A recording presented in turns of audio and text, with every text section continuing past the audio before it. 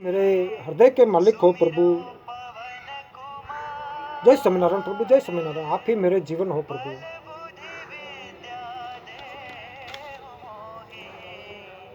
तो एक चोर ने राजा के महल में चोरी की। राजा ने राजा के सिपाहियों को पता चला तो उन्होंने उसके पद चिन्हों का पीछा किया। चोर के पद चिन्हों को देखते देखते वे नगर से बाहर आ गए। पास में एक गांव था। उन्होंने चोर के पद चिन्ह गांव की ओर जाते देखा। गांव की ओर जाते देखे तो सिपाहियों ने गांव के बाहर चक्कर लगाकर देखा कि चोर गांव से बाहर नहीं गया, गांव में ही है। और गांव में जाकर उन्होंने देखा कि एक जगह सत्संग हो रहा है और बहुत से लोग बैठकर सत्संग सुन रहे हैं। तो सिपाहियों को संदेह हुआ कि चोर भी सत्संग में लोगों के बीच बैठा होगा। वे वही खड़े रहकर उसका इंतजार करने लगे।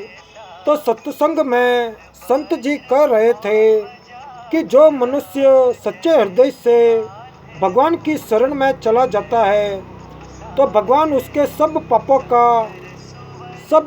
को माफ कर देते हैं। भगवान ने कहा है तो संपूर्ण धर्मों का आश्रय छोड़कर तू केवल मेरी शरण में आजा, मैं तुझे संपूर्ण पापों से मुक्त कर दूंगा। जय स्वामीनारायण प्रभु, जय स्वामीनारायण। चिंता मत कर। तो जो एक बार भी शरण में आकर मैं तुम्हारा हूँ ऐसा कहकर मुझसे रक्षा की याचना करता है, उसे मैं संपूर्ण प्राणियों से अभय कर देता हूँ। ये मेरा व्रत है। और इसकी व्याख्या करते हुए संत जी ने कहा कि जो भगवान का हो गया उसका मानो दूसरा जन्म हो गया। अब वह पापी नहीं रहा, साधु हो गया।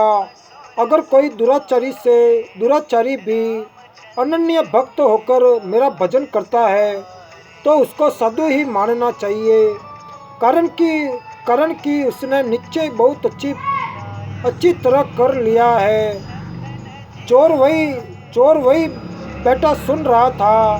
जय स्वामीनारायण प्रभु, जय स्वामीनारायण।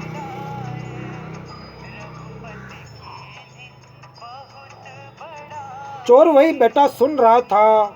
उस पर सत्संग की बातों का असर पड़ा। उसने वही बैठे बैठे यह दृढ़ निश्चय कर लिया कि अब मैं भगवान की शरण लेता हूँ। अब मैं कभी चोरी नहीं करूँगा। मैं भगवान का हो गया। सत्संग समाप्त हुआ। लोग उठकर बाहर जाने लगे। बाहर राजा के सिपाही सबके पद चिन्हों को देख रहे थे। तो चोर बाहर निकला तो सिपाहियों ने उसके पद चिन्हों को पहचान लिया और उसको पकड़ लिया। तो सिपाहियों ने चोर को राजा के सामने पेश किया और कहा कि महाराज, हमने चोर को पकड़ लिया है, इसी आदमी ने चोरी की है। तो राजा ने चोर से पूछा कि इस महल में तुमने चोरी की, सच सच बताओ, तुमने चोरी किया धन कहाँ रखा है। तो चोर ने दृढ़तापूर्वक कहा महाराज, चोरी मैंने नहीं की। मैंने तो इस जन्म में मैं ही कभी चोरी नहीं की। सिपाही बोले महाराज, ये झूठ बोलता है, हम इसके पद चिन्हों को पहचानते हैं। इसके पद चिन्हों से साफ सिद्ध होता है कि चोरी इसी ने की है। तो राजा ने चोर की परीक्षा लेने की आज्ञा दी, जिससे पता चले कि वह झूठा है या सच्चा। जय स्वामीनारायण प्रभु, जय स्वामीनारायण। तो चोर के हाथ पर पीपल के 2.5 पत्ते रखकर उसको कच्चे सूत से बांध दिया गया। फिर उसके ऊपर गर्म करके लाल किया हुआ लोहा रखा। उसका हाथ जलना तो दूर रहा, पत्ते और सूत भी नहीं जला। तो उसने लोहा नीचे फेंका तो जहाँ वह गिरा वह जगह काली हो गई।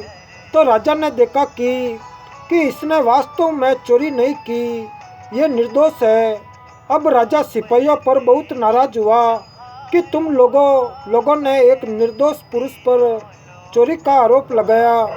तुम लोगों को दंड दिया जाएगा। यह सुनकर चोर बोला, नहीं महाराज, इनको आप दंड न दें, इनका कोई दोष नहीं है। चोरी तो चोरी तो मैंने ही की थी। तो राजा ने सोचा कि यह साधु पुरुष है, इसीलिए सिपाहियों को दंड से बचाने के लिए चोरी का दोष अपने पर ले रहा है। तो राजा बोला, तुम इन पर दया करके इनको बचाने के लिए ऐसा कर रहे हो, पर मैं इनको अवश्य दंड दूंगा। चोर बोला, महाराज, मैं झूठ नहीं बोल रहा हूँ, चोरी मैंने ही की थी।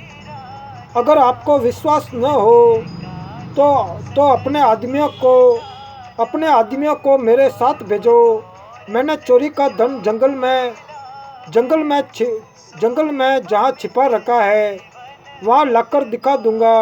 तो राजा ने अपने आदमियों को चोर के साथ भेजा। चोर उनको वहाँ ले गया जहाँ उसने धन जमीन में गाड़ रखा था।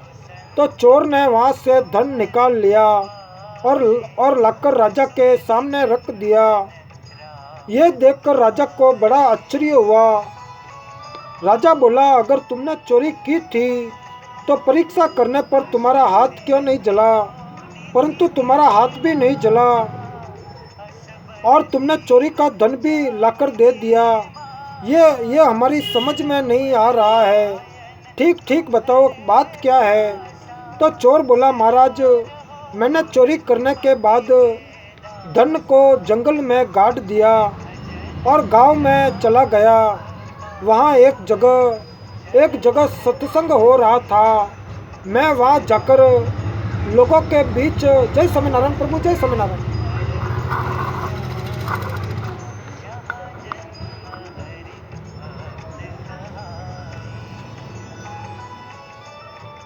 तो चोर बोला, महाराज, मैंने चोरी करने के बाद धन को जंगल में गाड़ दिया और गांव में चला गया।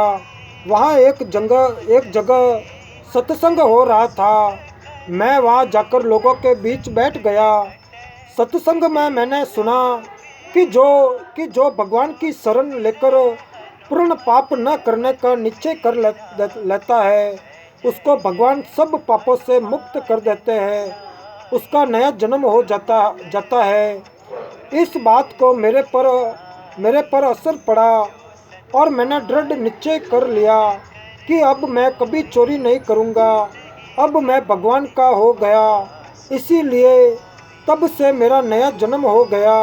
इस जन्म में मैंने कोई चोरी नहीं की, इसीलिए मेरा हाथ नहीं जला। और आपके महल में मैंने जो चोरी की थी वह तो पिछले जन्म की थी। जय स्वामीनारायण प्रभु, जय स्वामीनारायण।